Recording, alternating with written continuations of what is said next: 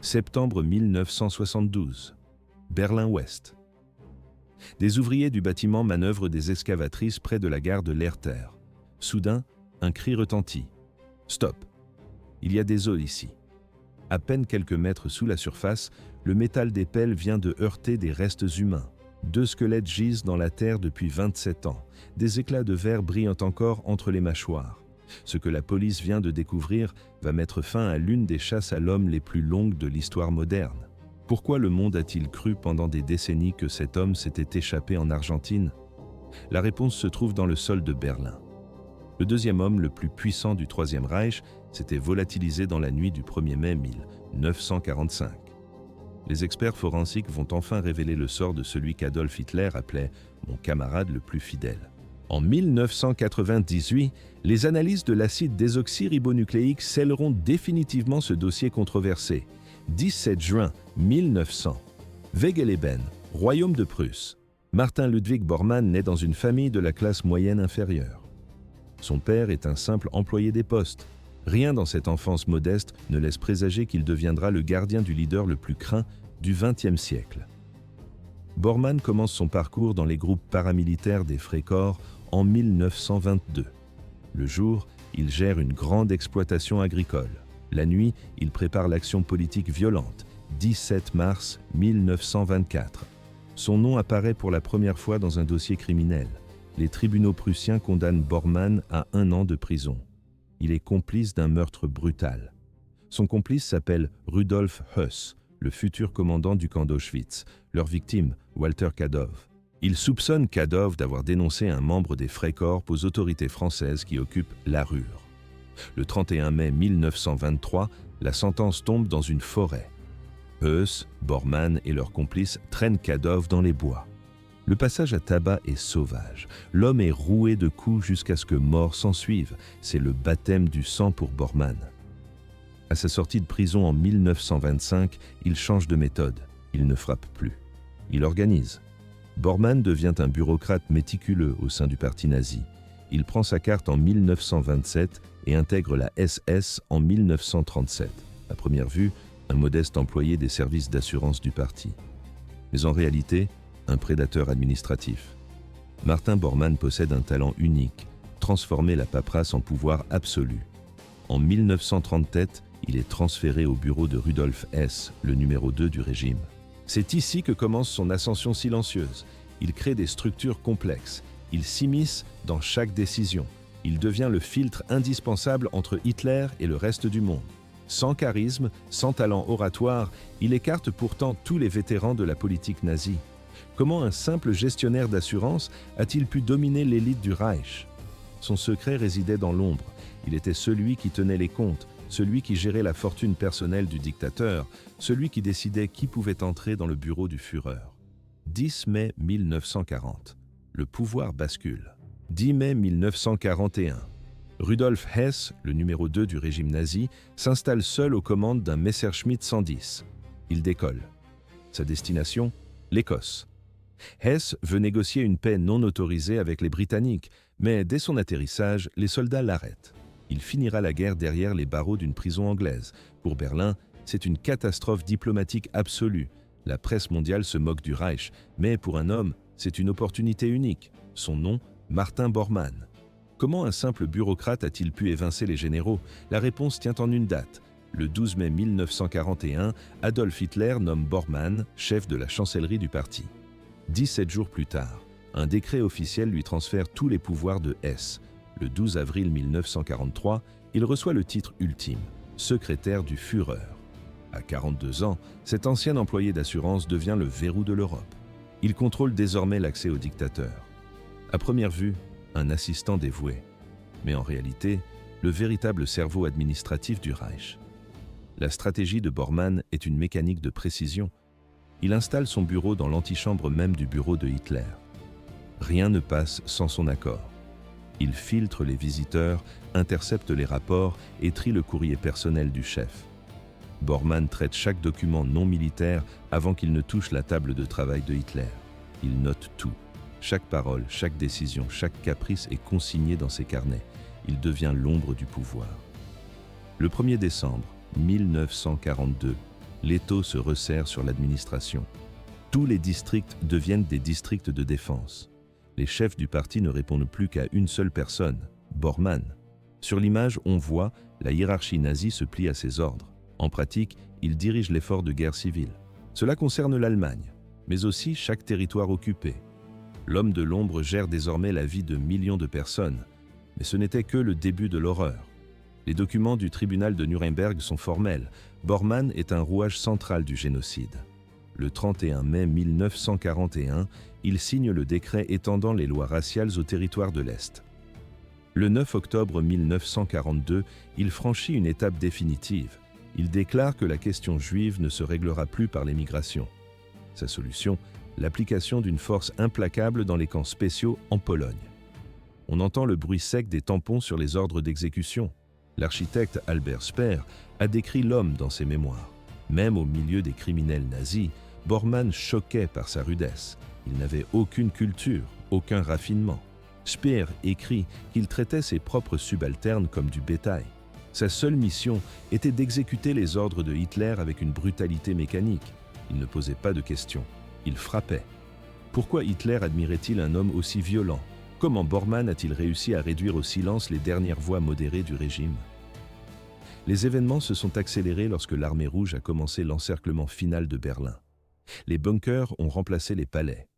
Le 16 janvier 1945, le Reich vit ses dernières heures. L'histoire s'apprête à juger l'ombre du dictateur.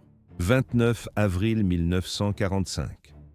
Berlin n'est plus qu'un champ de ruines fumantes. Martin Bormann s'enfonce dans les profondeurs du Führerbunker avec Hitler, alors que l'armée rouge encercle la capitale.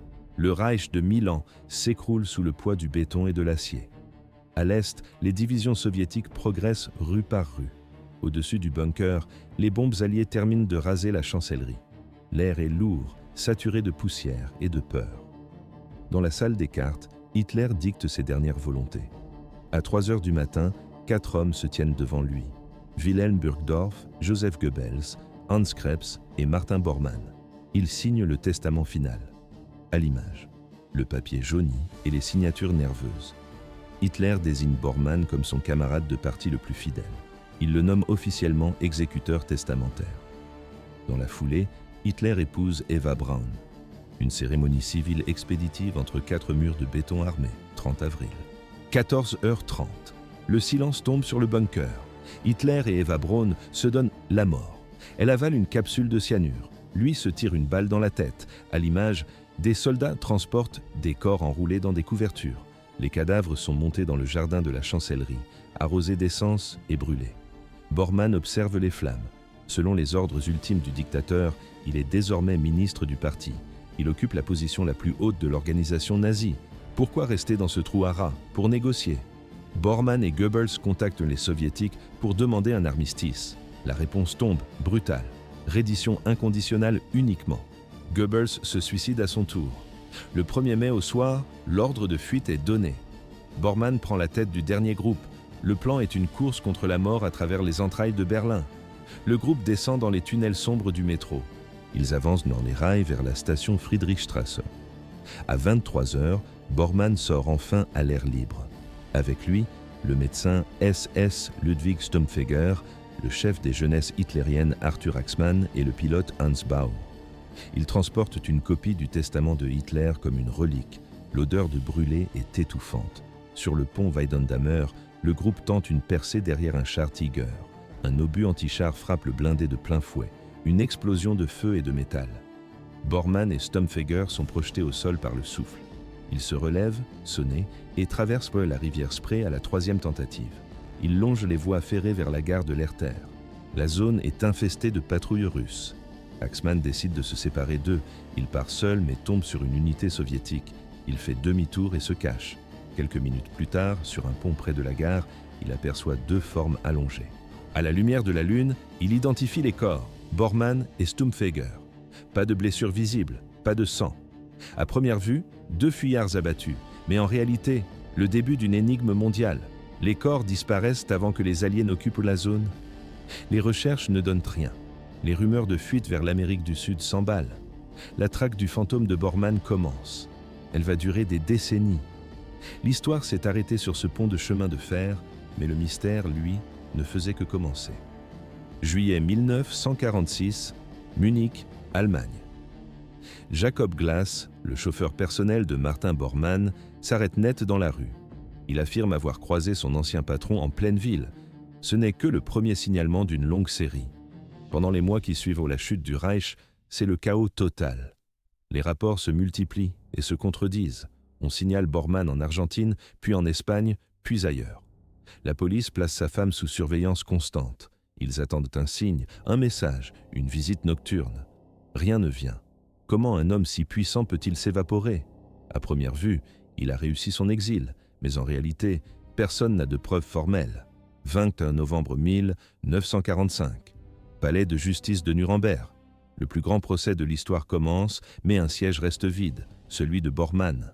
Le tribunal militaire international applique l'article 12 de sa charte. Ils vont le juger par contumace. Les autorités lancent des avis de recherche massifs à la radio et dans les journaux. En octobre et novembre, son nom est hurlé sur toutes les ondes. Aucun signe de vie. Bormann est officiellement inculpé pour 3 chefs d'accusation: complot, crime de guerre et crime contre l'humanité. Dans la salle d'audience, 47 témoins survivants défilent à la barre. Ils racontent les détails de l'horreur, ils décrivent son rôle central dans la Shoah et la mise en place du travail forcé. 1er octobre 1946, le verdict tombe. Bormann est condamné à mort par pendaison, mais la justice se heurte à un mur. On ne peut pas pendre un fantôme. La situation a empiré. Les théories les plus folles envahissent la presse. Simon Wiesenthal, le célèbre chasseur de nazis, en est convaincu. Bormann se cache en Amérique du Sud.